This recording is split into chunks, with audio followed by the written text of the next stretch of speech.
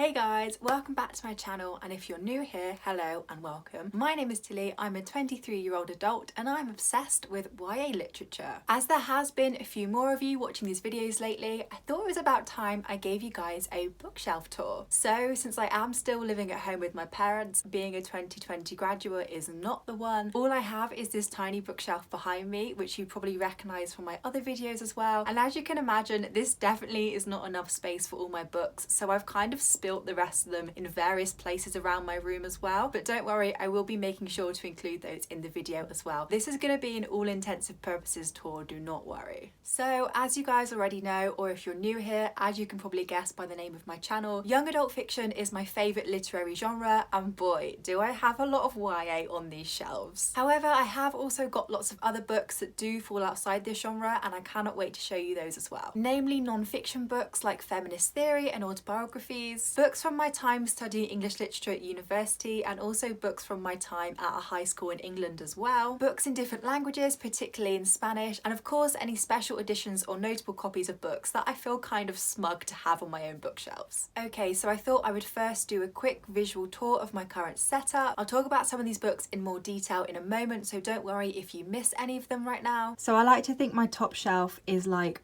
proper YA, books that I associated with the YA genre when I was younger. So things like The Hunger Games, then you've got Divergent, Percy Jackson series, which actually aren't mine, they belong to my friend Beth. So shout out to Beth if you're watching this video, I will get those books back to you at some point. So yeah, these are books that I just really associated with the YA genre when I was younger. So on my middle shelf, these are slightly what I would say are like older YA books that I'm reading right now. So I'd sort of associate the top shelf with books I was reading in my late teens, and these are more YA books I'm reading in my early 20s. As you can tell, majority Shadowhunters, and then I have my Throne of Glass series at the end over here. So the bottom shelf is a mixture of everything really. There's some uni books, some books from school, some feminist theory books, and then a range of like non-fiction and fiction books.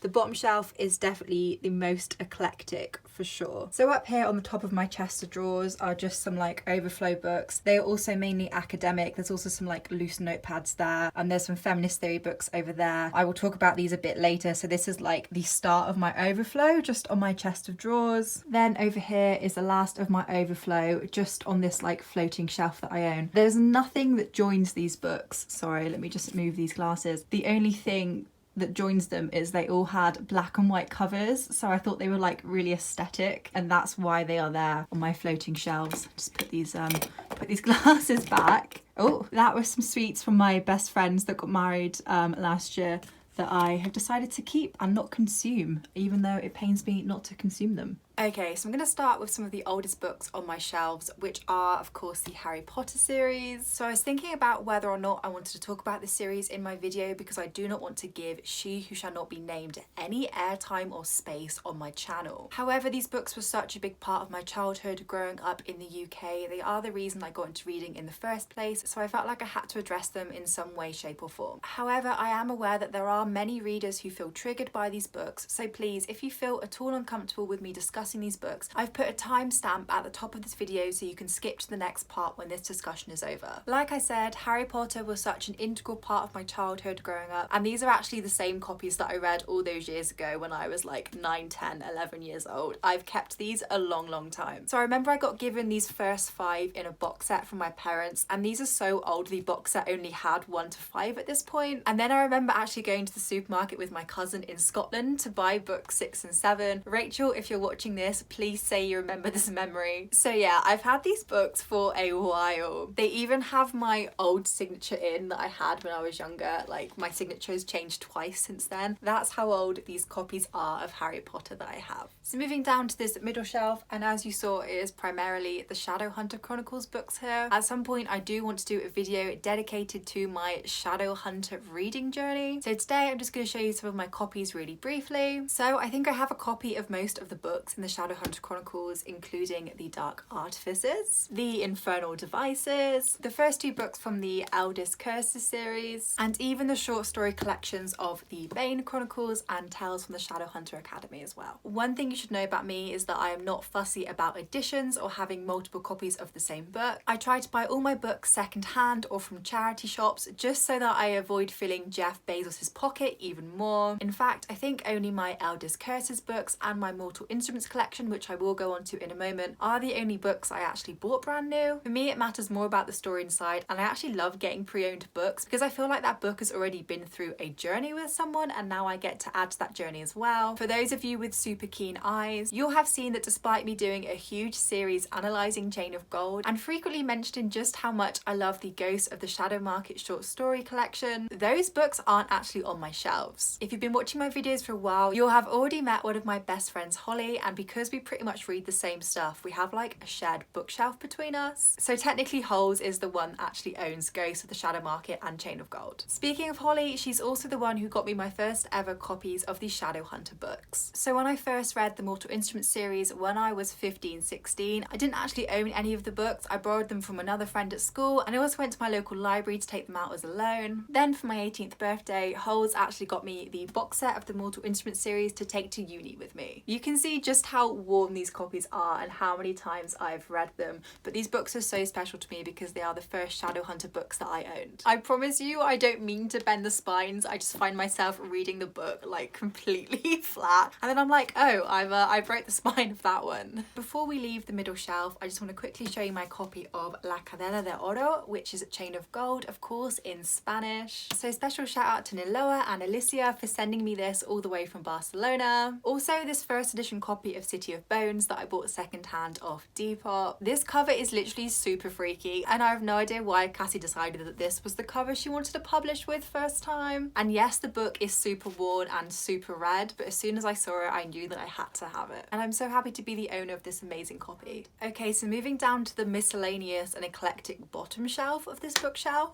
So I think the most prominent books here are the giant anthologies that they made us buy for university. Literally look how big they are, and the pages are so thin. They are literally just like Bible paper, like they are just ridiculous in size. And because I'm such a big book hoarder, even though I graduated last summer, I have actually kept all of my uni books. So here we have the Norton Anthology of Theory and Criticism, which is full of super interesting and cannot put this book down essays from critical thinkers through the ages. The Norton Anthology of Poetry that I used for my poetry module in first year, complete with one of my old revision cards, and I was obviously trying to learn the different stresses of poetry at this point of my uni career. The Norton Anthology of 18th century poetry, which you can guess I used for my 18th century literature module. And last but not least, the Norton Anthology of English Literature from the Romantic period. So funny story with this book, because these books are so expensive to buy first hand, at Leeds it was a tradition to buy the book second hand from people in the year above you. So my second year of university, I was actually working as a waitress, and one of my colleagues was in the year above me, and she ended up giving me all of her copies of the books that I needed for this module. So she got these books second hand, so to me they were actually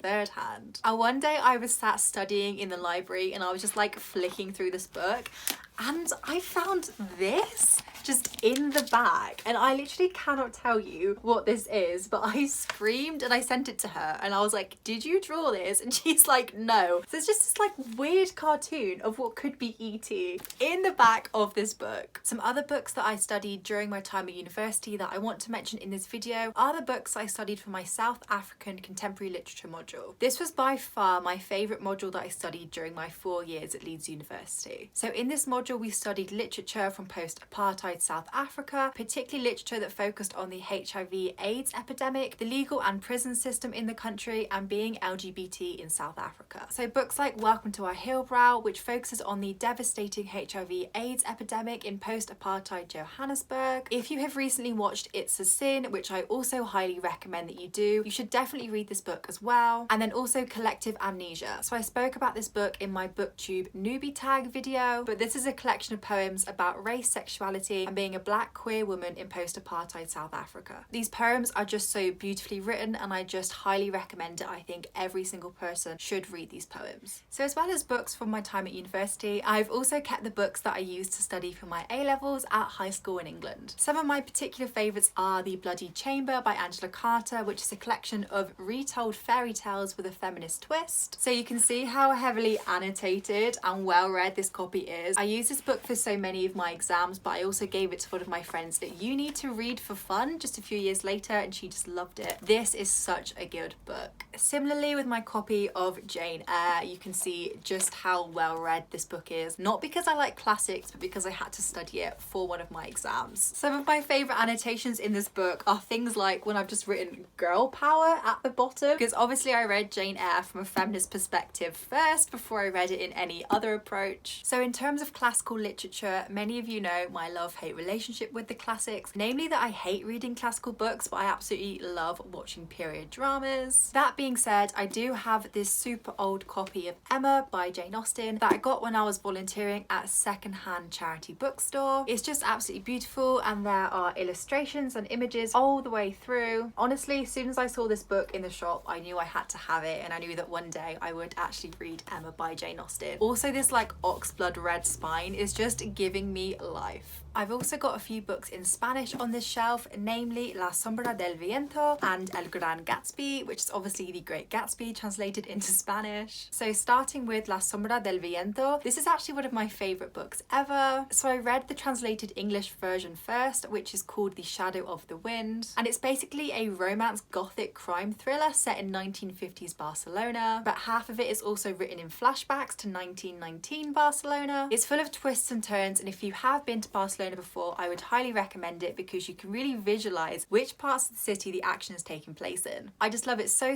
much, and when I lived in Barcelona for a year a couple of years ago, I went straight to my nearest bookshop and bought a copy of the book in its original Spanish format. So I got this copy of El Gran Gatsby when I was working in Spain as an au pair over the summer of 2017. So this copy of the book is really cool because it has the Spanish side and then the English side. So like me, when I was learning Spanish, I could read the Spanish side, and then if there was ever a word that I was stuck on, I could check it on the English side right next door. So if you are learning Spanish, I would highly recommend both these books. Okay, so in terms of non-fiction literature, I actually have quite a lot of human rights and feminist books on my shelves. So it's become tradition for one of my friends to get me a piece of feminist literature every single year for my birthday. So a couple of years ago, he got me this copy of I Call Myself a Feminist, and then a few years later he got me Life of the Party, which is a collection of feminist poetry. And of course, I also have a small collection of LGBT literature on my shelves, namely this book of West Yorkshire queer stories, which is actually really cool. So West Yorkshire in England is where Leeds is, which is where I went to university, and this book is basically a collection of photographs and short memoirs from members of the LGBT community in West Yorkshire across the years. So this is just like two things that really feel like home to me. Not non-fiction, but still LGBT. Last week I finished the Song of Achilles for the first time and absolutely tore my heart into shreds. I just adored this book so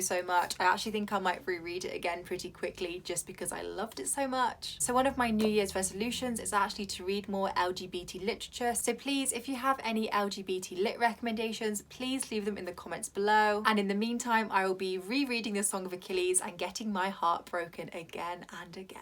Okay, so that's the end of my bookshelf tour. Thank you so much for watching. I really hope you have enjoyed seeing what kinds of books I have on my shelves and that has helped you get to know me a tiny bit more. If you are interested in my experience studying English literature at university, remember I have done a video with the lower grade discussing our personal experiences at a university in England and at a university in Spain. I will leave that in the description below, so go check it out if you are interested. Give this video a like if you have enjoyed it, and remember to subscribe if you haven't already. Equally, if you want to catch up with what I've been doing day to day in the week, remember to follow me on my Bookstagram account for more content. And on that note, I shall see you guys next time.